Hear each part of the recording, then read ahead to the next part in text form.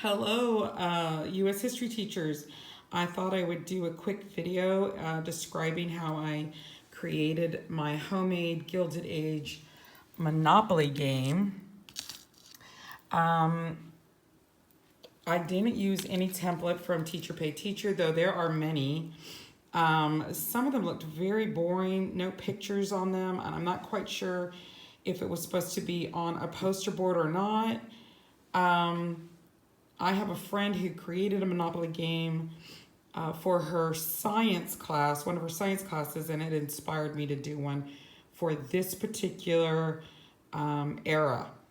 So the only template I used was the real Monopoly game to figure out how many spaces there needed to be. I did cut down the poster board so that it could be a perfect square. I got the pictures online and just printed them, and I like that they're in black and white. They don't need to be in color because most of the political cartoons and primary sources from this era are in black and white. I have like a community chest space and chance spaces all throughout, so there is plenty of opportunities for a student to pick up a chance card and a community chest card. The real estate is not real. Some of it is, obviously. The point of the real estate squares is so that my students can continue to be competitive. This keeps them interested so they can buy this property, and then they can charge rent for anybody who lands on it. That part of the game students love. There is no houses, there's no hotels, but that part keeps it competitive so they can buy these fake properties and make money by charging their classmates rent. And it's just, just to keep the some of these words and people we discuss throughout the lesson. It keeps them relevant. It keeps them in their memory. Not that any of that is going to be on the test. It may or may not. I specifically created a study guide for the benchmark, and that is what's in my community chest. So my students who land on community chest will have these questions to look at. Then they will pick a choice. Keep the choices simple, either true or false, or A or B. Don't give them 4 or 5 choices. It slows down the game, and the point is to get this information to the students so that they can immediately know the answer, and the repetition will help them gain better understanding. So, and the banker holds the key, the answer key. So let me try to pick these up. The chance cards are vocabulary. And the rule to my game is that they have to read the vocabulary out loud, and then they can move 4 spaces. And believe me, if they don't read it out loud, their classmates will let you know. They don't let me personally know, but they will voice a concern. You cannot move 4 spaces. You didn't read that out loud.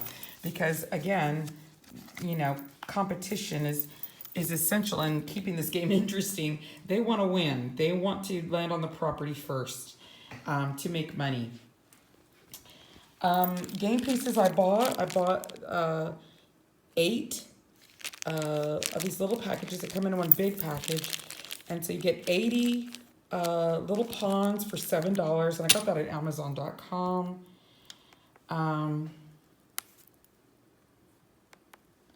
And this is what we use for dice. It helps that I don't have dice rolling all over the table. You can check out a class set of iPads from your library. And there it is. There's no dice rolling all over the floor. virtualdiceroll.com. That's about it. It's very simple, very homemade. Oh, we do have a picket line instead of jail. So at one corner of the game, it says go strike, and then the other corner is where they sit. So instead of going to jail, they're gonna have to sit out a turn to picket, and then to get out, they have to pay $30. There's table rules, $200 every time you pass go, because we only have 50-minute classes. I'm not requiring that. The traditional Monopoly rules is I think you have to go around the board game once before you can start buying property. I allow the students to immediately buy property, which is what they love to do, and that keeps it interesting. On the community chess questions, so if they get it wrong, they will move back one space. If they get it right, they move 2 spaces. And I have those rules up on the board. You notice there's no money. That's just an unnecessary expense. Paper is not cheap. I know you don't want to be printing out tons of paper money. Maybe you could buy some fake money. My students are juniors and they know how to keep count. So they choose a banker that's responsible enough to write all their names and start them all off with a $500 budget. And that banker keeps track of their expenses, what they're buying, what they're spending. I had one table that divvied up the job. One person was in charge of the real estate and the answer key, and then the other student was in charge of writing down and keeping track of all the money. So they could share jobs.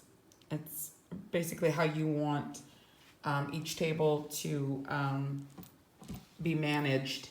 Any other, let's see, they have free parking right here. They collect $50 from the bank. That's about it. It's completely homemade. And so you could really cater this to your instructional guides. I know that my students love this game so much that they wanted me to cut our Quizlet live game short. We usually do about 4 or 5 rounds, and they wanted me to cut it short so they can go back to playing Monopoly. For juniors, that's pretty impressive that they were enjoying the game that much. I even suggested, well, maybe I'll do a Monopoly, a civil rights Monopoly. They love that idea. So you can't go wrong with Monopoly. So I hope this inspires you to create your own. I'm sorry there's no template. I just really made it personal for my class and for our teaks. Good luck.